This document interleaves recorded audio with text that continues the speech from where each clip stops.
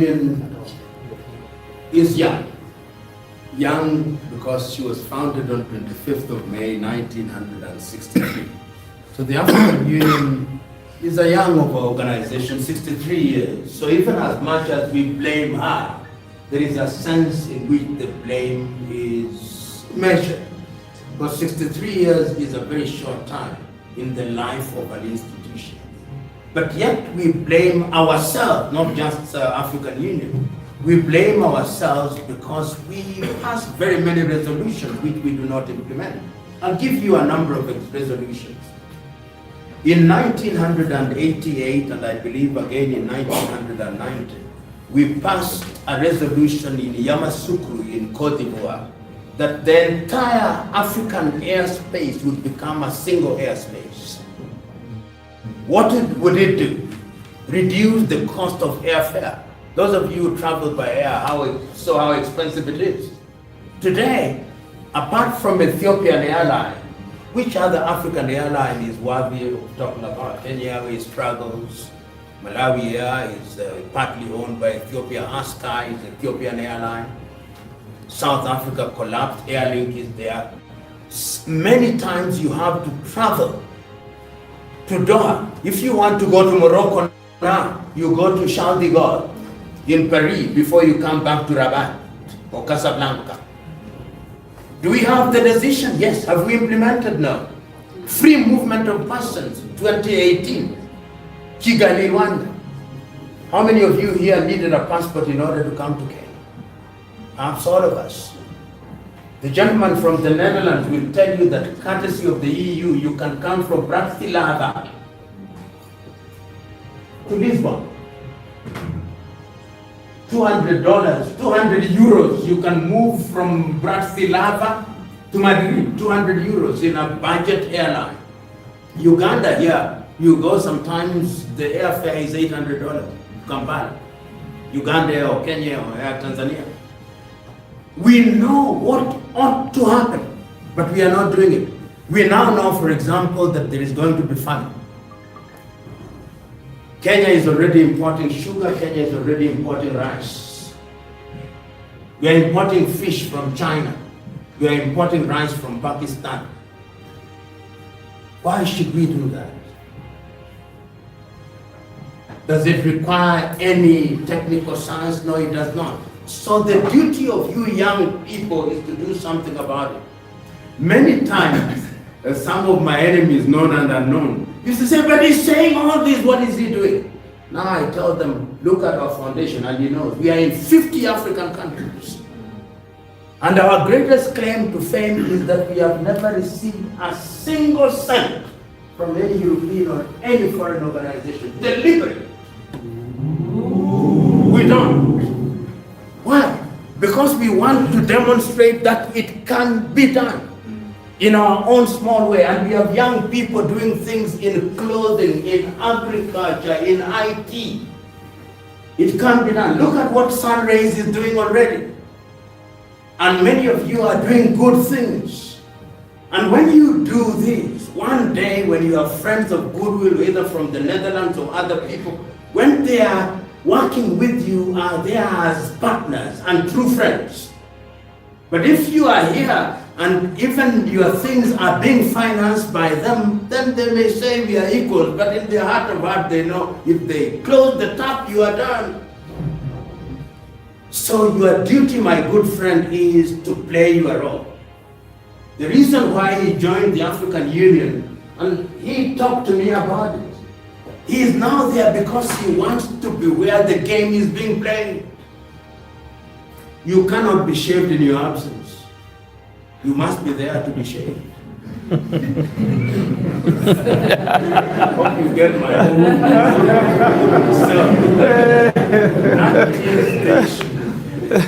There is the question that you asked, which I'll come to. There are many people. Recently, in Addis Ababa, Ethiopia, on the fourth day of December, I was in Addis Ababa there, and one of the people who was there doing great work was Adebayo. How many of you know this, the footballer called Adebayo? There are many people doing great things actually in football. Tekla Lorupe, yesterday only, when was that? yesterday actually, the day before yesterday, I was at a place not too far from here, Windsor Club, and who did I meet? Douglas Wakihuri. And Douglas Wakihuri used to be one of the great marathon runners, and he started something with the Japanese.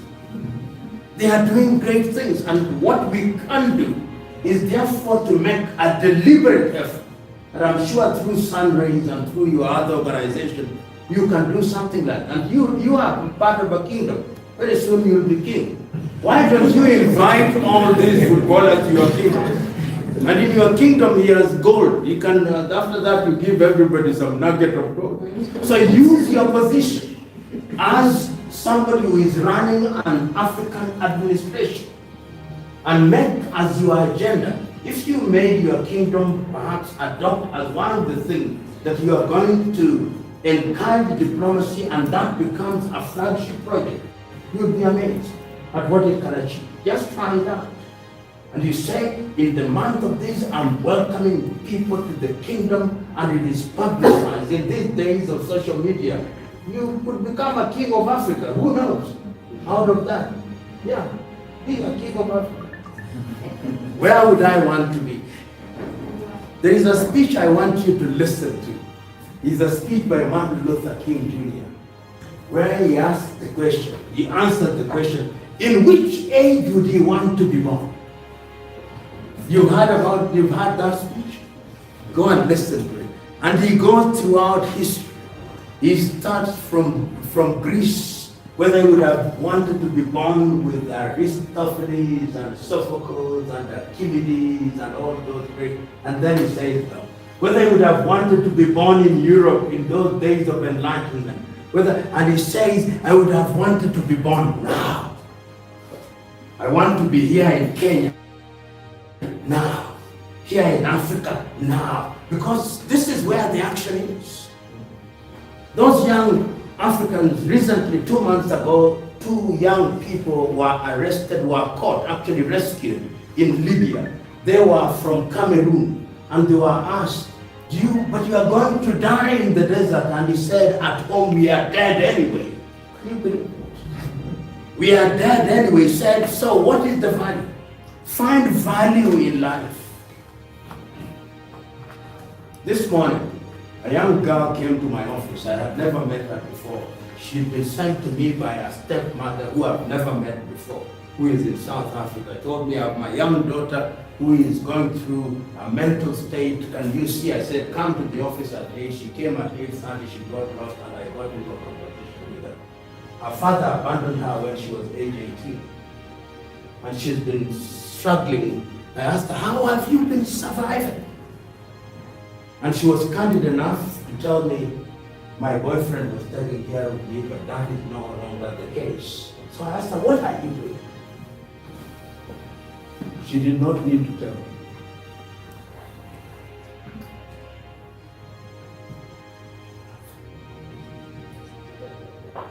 How many are in that state? They do not know what to do. You are lucky. All of you here are lucky. Do you know you are lucky? In a short while, you'll have lunch break. A few minutes ago, you had tea break. You are lucky. I was with some of us were in the Vice Chancellor's office, and we were given a plate. There was sweet potato, there was a bun, there were eggs. They ate and left. There are places in Africa where they are sharing an egg. An egg. You are lucky. So what do you do with your luck? What do you do? Why do you want to be somewhere else if you can avoid it? I know sometimes Africans behave and we find ourselves in exile. Wherever you are, that is where you are supposed to create the action. He did not need to be in his in his Aboriginal home. He's doing it here. You get my point? There is is a poem which I want you to read. Somebody can Google it. Madam Vice President, can you Google the poem? And somebody will read it, and then I take the last batch of questions. Khalil Gibran, Fear. Khalil Gibran. And somebody who thinks they have a poetic voice will read it. It is one of the greatest poems, Khalil Gibran. You found it? You found it? Andre, you suspect you have a poetic voice? Would you kindly read it? Just stand and read it because your voice will be projected better. Read it poetically. Okay. So the poem is Fear. It says, it is said that before entering the sea, a river trembles with fear. She looks back at the path she has traveled from the peaks of the mountains, the long winding road crossing forests and villages. And in front of her, she sees an ocean so vast that to enter, there seems nothing more than to disappear forever. But there is no other way. The river cannot go back. Nobody can go back. To go back is impossible in existence. The river needs to take the risk of entering the ocean, because only then will fear disappear, because that's where the river will know. It is not about disappearing into the ocean, but of becoming the ocean. Do you get the gist of what Khalil said? Khalil Gibran was a Lebanese American. And what he is telling us, you cannot do things alone. There'll be moments of fear and despair. But why do we call a forest a forest? Because there are many trees. So if you just want to be a tree, when will the forest ever be created? A forest is many trees. Why do we call an ocean an ocean? Because there are many droplets. A droplet alone cannot be the ocean. And that is why you are gathered here. The only thing, the language of progress, is collaboration. The language of underdevelopment is negative competition. We have a saying in Kiswahili, those of you speak Kiswahili, they say, kidole kimoja hakivunji chawa. You know the lies, you people can't even happen, but there are people who constantly are removing the lines. If you want to break it, you need two. That's why kidole kimoja hakivunji chawa. You need two to break it. Collaboration. The master of ceremony is getting impatient, but I'll take 3 more questions. His body language speaks to me. The gentleman from the Netherlands, then this lady, then the other gentleman. Yeah. First of all, thank you so much for your lecture. It's really inspiring. The question I had is, obviously, meeting with young people from Kenya, East African countries, I've noticed they've found a way of collaborating, the things you mentioned, in the protests we saw, even online happening, what's the government, what's the social injustice in the countries happening. What is the message you would have for these young people concerning this event happening? Thank you. Thank you very much. The young lady from Uganda. Thank you very much for giving me this opportunity. My name is Adessa James Kiliona. I speak for the other student union, and we are 20 members, and we are originally from South Sudan. Okay. The tribe Azan Kingdom. I'm so attached by the point you first mentioned. You said everything starts with the mindset. If you conquer the mindset, you will achieve everything. Now, you also mentioned that let us Google the word diplomacy in our language. Unfortunately, we have to Google because we don't know. And we are Africans. But if you ask us about things about the European Union, we are able to mention them. So this means for this workshop not to be another workshop, as we mentioned, we need to implement what we learn. We need to do something. Now, here's the question. How can African youth leaders prioritize ethics, integrity in their decision making, particularly in a context whereby corruption and moral agreement are worldwide, especially in Africa? Thank you. At a certain stage when I conclude, and I want Mr. Pio to think about it, Mr. Pio here is a trained teacher and works with the governor of Kisumu, so he meets these issues on a daily basis. And he has done things in rural Africa. So he'll just for 2 minutes at a certain stage before we close, say something to you. Yes, please, the third question. Thank you. My question is, why is it that we continue punching the law that even when this event is supposed to end up to go even bad, from the extent that we insensitive why is it that happens to us? What are we doing wrong? Is it only that you are led by a constructive knowledge? Is the standard of the man. And I want you to read a philosopher called René Descartes. René Descartes says, the mind, I think, so I am. The famous Latin phrase is cogito ergo sum. I think everything we see is from the mind. Everything. Many years ago, the Kenyan government invited the Dutch government to deal with floods along the lake in Western Kenya. Then I think bureaucrats consumed the money that you loaned them. They are pretty good at doing that. We consumed the money. Until the day that we are able to know that positions are positions of trust.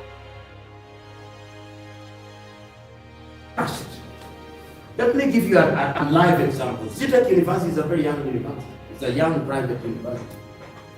But the professors here, the good Mwalimu there, will tell you, at least they get their salaries on time. Yeah, in private. The same environment. The University of Nairobi, which is the largest university, I don't want this to be recorded because it's my own. The University of Nairobi, which is my own.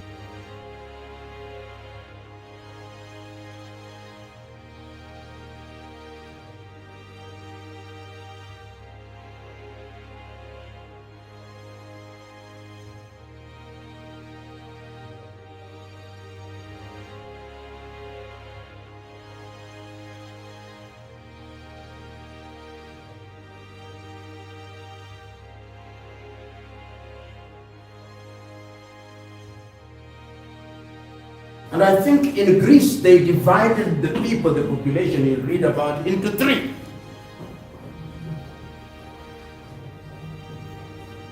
Tribalists, people think that only people from their tribe are useful. Tribalists, they are useless individuals. Then idiots. Idiots, these are fellows who think that nothing, they think only about themselves. And then citizens. That is why when you hear people, Greek philosophers like Socrates, they say citizens, fellow citizens. And I want you to go and read the story of Socrates because it's recorded. When he was accused of the offense of corrupting the youth, many of his friends told him to run away. And he said, no, I'm a citizen of Athens. If Athens has found that I committed a crime, I must be punished in accordance with the laws of Athens. And there is a little book, you can Google it, it's called My Last Conversation with Socrates. Citizens, my brother, until the day we become citizens, we are going nowhere. Yes, I think 4 days ago I said that there are only 4 categories of individuals in Kenya who think they are above the law or operate outside of the law. border riders,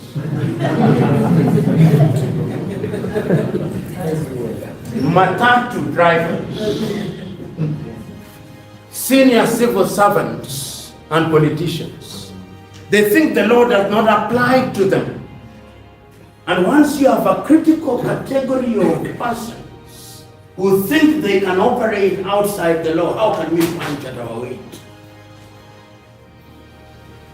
Because the law is there for regulation. There is a comedian called Trevor Noah said something that Africans go benchmarking and then they come and install traffic lights and they say, then they don't follow them. They just say it's nice to have traffic lights. Very nice. We come and we have watches which should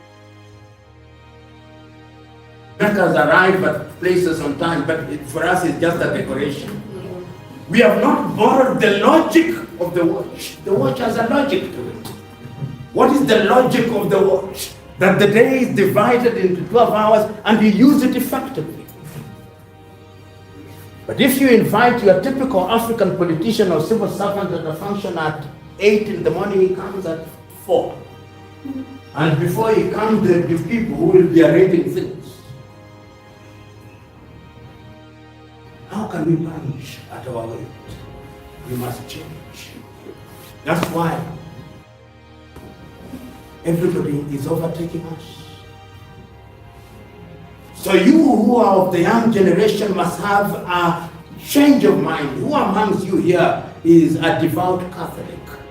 Devout, not those Sunday going ones. Any one of you is a devout? Any one of you here is a devout Muslim?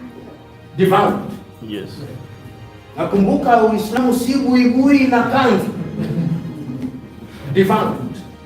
And whenever I ask devout, even Muslims, when the Prophet died,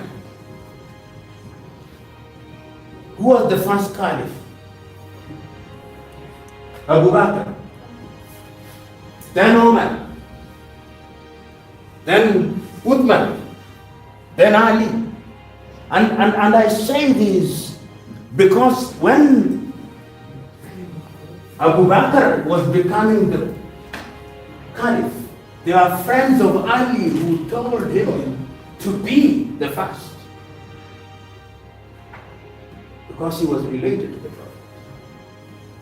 Then he said, for the sake of the Muslim Ummah, I allow Abu Bakr.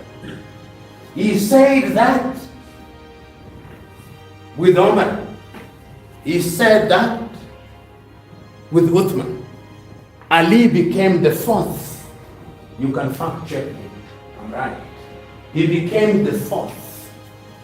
All this time he said, for the sake of the Ummah. It is only when he died that now Hussein, and you know the story, that is how you started having the Sunnah and the Shia. What am I saying? You must do things for the general good and sacrifice your own, which brings me to your question. Which means, what can you do in the middle of all these things? Mother Teresa of Calcutta once said that when you go into a room that is dark, you have two choices: to complain about the darkness and do nothing, or to light a candle. But ask your neighbors to light a candle. When all of you have lit the candle, then darkness will be conquered. And the other thing, which is from Islam, many Christians think that reading the Quran is the wrong thing. I read the Quran very devout. How many of you here have had what is called a jihad? What do you think a jihad is? In Greek, it's a holy war. With who? What is jihad? Jihad is a struggle with yourself. Not any holy war to eliminate people. That is not what jihad, you must have a jihad within you. Is that not correct? Jihad, personal. So the jihad must be against corruption, against doing the wrong thing. That is what the original true meaning of what jihad is. So all of us must be engaged in some kind of jihad.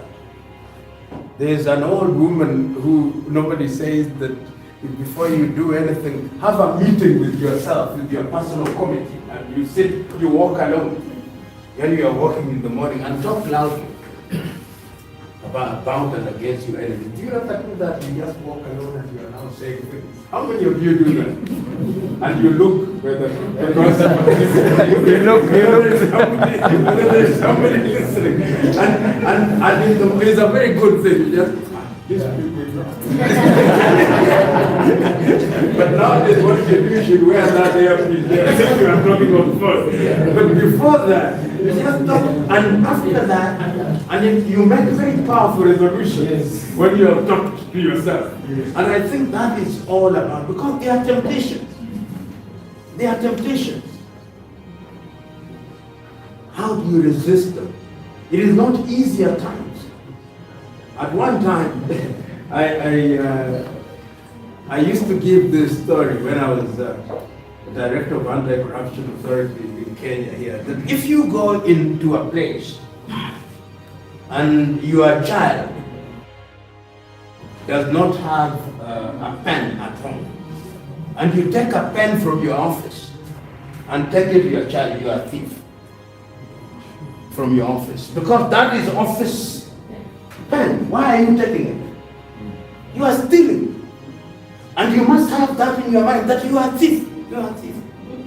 Even this water, when I have taken it, when I take it like this, I must ask whether because somebody else can use it. If I've used it well and good, I can take it.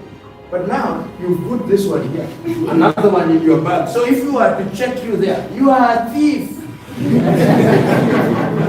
Because what you are telling us is that if you are working where money is being made, because you are in the business of taking things, you start with water, pencils, and other things, then you take money. So my answer to it is not easy. Today, in many African countries, if you are in a public office, people actually expect you to be a thief. And if you don't, I remember at one time, I was director of anti-corruption commission, so we go to the layman and keep asking because we are recommending that almost 8 in his cabinet be prosecuted. So as a man of good manners, we went. And as we were coming back, one of the thieves, I now see he's a governor. The people are shouting, he is a thief, but our thief. He's a thief, but their own thief. That is the problem that we have. We celebrate thieves. Your last question that you asked. You know, one of the things that must worry all of us, and you are in a good space because you're already thinking very positively, is the power of young people. Every society has always been catapulted by organized young people. Throughout in Africa, before the invasion, before the colonialists, it was young people in your own societies. I do not know how my good friend the Prince, how deeply you have recorded your history of the Zambia people. If you do, you will discover that long time ago, because of the age set, young people they were the protectors and all these things. In Europe, when we talk about the Renaissance, there were young artists, young this, young this, young this, people, Van Gogh, all these were young, expressing themselves either through painting or whether it's Mozart, through music and all these things, expressing themselves. We now talk about young Turks. How many people know the origin of the term young Turks? But you have heard of young Turks. It was in 1908 in Turkey, what we now call Turkey, that the young Turks came to bring changes. And the Vice Chancellor asked you here, do you know, if you look at the average age of some of these people, Look at how old was the Prophet Muhammad? How old was Christ? How old was Buddha? How old is they were young. In fact, you are over age, most of them. So young people coordinated can achieve a lot. And the beauty is that you are asking a question in an environment where achievement is already happening. How many of you here have been invited to deliver speeches in different places? You will be invited. Some of the most difficult speeches that I've had to deliver, I don't want this recorded. Okay. Questions, please. Question. Thank you so much for giving me this opportunity. My name is Unapologetic Joseph. I'm president of Azana Student Union in Uganda. I have a questions. There are very many, but No, just one. one. Summarize it into one. Okay. What are the biggest ethical challenges facing sport leadership in Africa today, and how can young leaders address them? In not only in Africa, but if you look at sports in the recent past, you've seen quite a number of leading sports personalities in the world being arraigned in court, even in Europe. Michel Platini, who was a great footballer at one time in France. How many of you heard of Michel Platini? He was arraigned in court. I think he was an official of FIFA. Money is a dangerous thing and a good thing at once. And if you want to be a good person, the philosopher says when you want less and need less, then you don't seek more. Easier said than done. And it takes time to realize that any position that you occupy is a position of trust. Once again, easier said than done, because there are many temptations. Many times we want to be like others. Kenyan lorries are very interesting literature. And one of them that I saw had something written at the back, that the last class that you attend before you become a witch is the class of envy. You get the point? Before you become a witch, the last class, you graduate from envy into witchcraft. And I think that there is great philosophy in that very honest thing. If you are in a position of trust, then is in a very different state. Stand here, I believe you are in the administration of rugby. Did you ever get into the official space of rugby? Yes, sir. Yes. At one time, there was a lot of rugby. I think rugby had a lot of money in this country. Yes. And if you wanted to be a millionaire in those early days, a million meant something. You would be a millionaire. Assuming, of course, I suspect you would be, you are. But you'd be a millionaire many times over. So what do you get? Why do you get into those spaces? The problem in Africa today is that people get into spaces because I want to make. In other words, the motivation is wrong. What is your motivation to get into space? Once you answer that question, is what is your motivation? Last week, 2 weeks ago, they were releasing examination. And some student had scored A. And I think it was a joke, but the student who had scored A, he was asked, do you want to go to the university? He said, no, I want to be a traffic police officer because I'll make money very quickly. And once I make money very quickly, then I'll be elected as a member of parliament and make even more money. Motivation is the most important thing. And the other thing is, in other countries, when you misbehave, you are punished.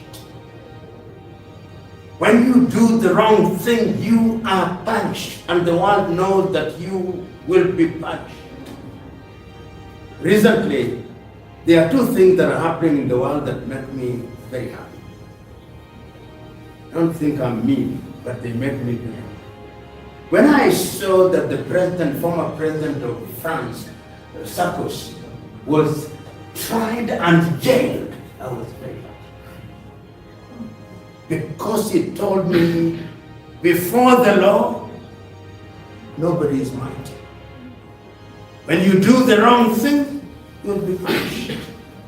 Do we punish our sports officials, whom you know? In Kenya here, we have had scandals in the Olympic Committee in Kenya. Nobody is punished. You go to Europe and America and Asia progressive, they punish people. If you don't punish people, then the wrong message is sent. So to answer your question, let your intentions be pure. Let your motive be right. Let service be your driving force. You will not become rich, but you will be comfortable. And there is nothing greater than having a good name. A name that even when your enemies are sleeping, they know we don't like him, but he or she is a man or woman of integrity. Nothing is greater than that. Next question. Just a minute. Then we will take Three. Prof. So this will be number one. Please, your hand was up. Allow me to go to the back. Oh, brother in African shirt, yeah? Yes, the third one, please. So, back. Thank you very much, Prof. I'll first answer your questions that what is diplomacy in my mother tongue? Yes. As someone comes from the Zande Kingdom, my mother tongue is Pazande, and it is meaning Manga Pana Tatamana. Okay.